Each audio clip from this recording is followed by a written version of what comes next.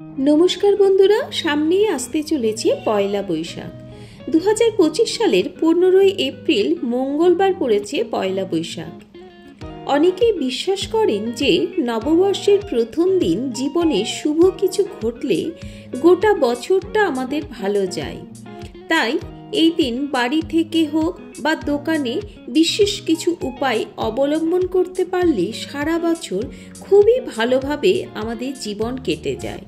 তাহলে চলো জানি পয়লা বৈশাখে আমাদের কি করা উচিত।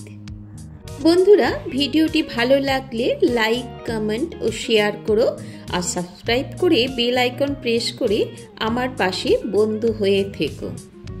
পয়লা বৈশাখে শুভ দিনে বাড়ির ঠাকুর ঘরে আলপনা দিন, ধান ছড়িয়ে মাটির ওপর মঙ্গল ঘর স্থাপন করুন। বাড়ির ঠাকুরকে পুজো দিয়ে ফুল, ফল ও মিষ্টি নিবেদন করুন। সেখানে অবশ্যই লক্ষ্মী গণেশ রাখবেন। পয়লা বৈশাখের এই শুভ দিনে তামার ঘটে করে আতপ চাল, অখণ্ড আতপ চাল এবং একটি গোটা হর্তকি, একটি গোটা হলুদ, 5টি কড়ি, গোটা সুপুরি নিয়ে পুজো স্থানে রাখুন। ঘরের নিত্য পুজোর জায়গায় মা লক্ষ্মীর চরণে পুজো হয়ে যাবার পর ঘরটিকে একটি লাল কাপড়ে বেঁধে টাকা রাখার জায়গায় রেখে দিন। আমাদের জীবনে সৌভাগ্য বর্ষিত হবে। এছাড়া এই শুভ দিনে 5টি কড়ি মা লক্ষ্মী দেবীর ঘটের ওপর স্থাপন করুন। প্রতি বৃহস্পতিবারে এই কড়িসহ দেবী লক্ষ্মীর পুজো করুন। এতে মা লক্ষ্মী অতি প্রসন্ন হন এবং সংসারে শ্রীবৃদ্ধি ঘটবে এবং আর্থিক অনটন থেকে মুক্তি পাবে আমাদের মতো সাধারণ মানুষ। পয়লা বৈশাখের দিন সন্ধ্যার সময় ধুনো জেলে তার মধ্যে 7টি তেজপাতা, 7টি লবঙ্গ ও কিছুটা কর্পূর জ্বালিয়ে গোটা বাড়িতে সেই ধোঁয়া ছড়িয়ে দিন।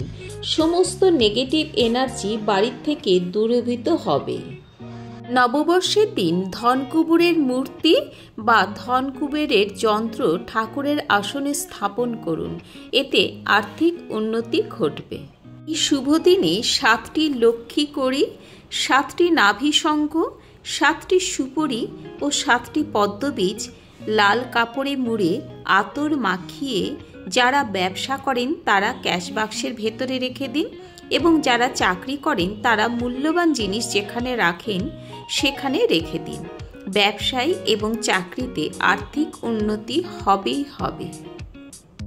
এই শুভ দিনে 1 বাটি গুঁড়ো হলুদ আর 1 বাটি সাদা সর্ষে ক্যাশ বাক্সের ওপর রেখে দিন। আর যারা ব্যবসা করেন না, চাকরি করেন, তারা তাদের মূল্যবান জিনিস যেখানে রাখেন সেখানে রেখে দিন। এতে ব্যবসার এবং চাকরির শ্রীবৃদ্ধি ঘটবে। অবশ্যই শুভ দিনে গণেশের মূর্তি স্থাপন করে পুজো করলে আর্থিক দিক থেকে খুবই ভালো ফল পাওয়া যেতে পারে। নববর্ষের দিন সকালে 7টি আম পাতা গঙ্গা জলে ধুয়ে নিয়ে হলুদ ও সিঁদুরের তেলের সঙ্গে মিশিয়ে আম পাতার উপরে ফোঁটা দিন।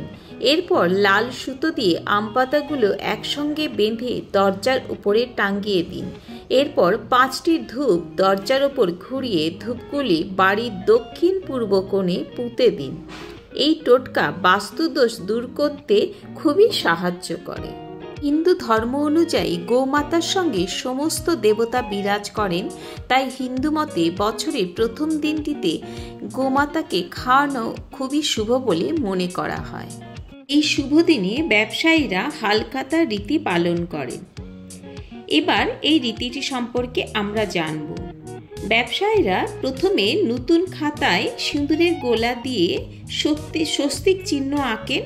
তার নিচে ওই সিঁদুরের গোলাতে কয়েন ডুবিয়ে, 16 আনা ডুবিয়ে সেটার 5টি বা 3টি ছাপ দিয়ে তারপরে নিচে ওই সিঁদুরের গোলা দিয়ে ওম গণপতয়ে নমঃ লিখে দিতে হবে এবং সেই খাতায় একটু সিদ্ধি, চন্দন ও হলুদের ফোঁটা দিয়ে জিনিসটি প্রস্তুত করতে হবে।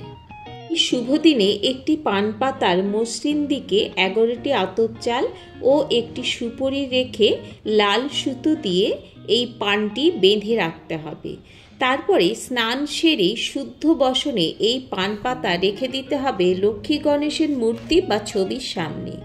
তারপর ঐকান্তিক মনে নিষ্ঠা সহকারে প্রার্থনা করতে হবে সংসার ও প্রিয়জনের মঙ্গল কামনায়। আবার সন্ধ্যায় শুদ্ধ বসনে লক্ষ্মী ও গণেশের বিগ্রহ বা ছবির সামনে শঙ্খ বাজান। তারপর লাল সুতো দিয়ে বাঁধা আতপ চালসহ পান পাতা রাখুন আলমারির লকারে বা যেখানে আপনি অর্থ ও মূল্যবান জিনিস রাখেন। আপনার সৌভাগ্য বৃদ্ধি হবেই হবে।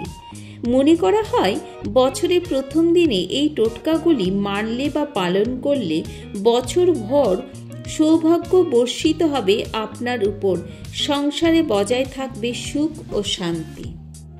এই টোটকাগুলি মেনে চলো, তাহলে তোমাদের জীবন সুখ সমৃদ্ধিতে ভরে উঠবে।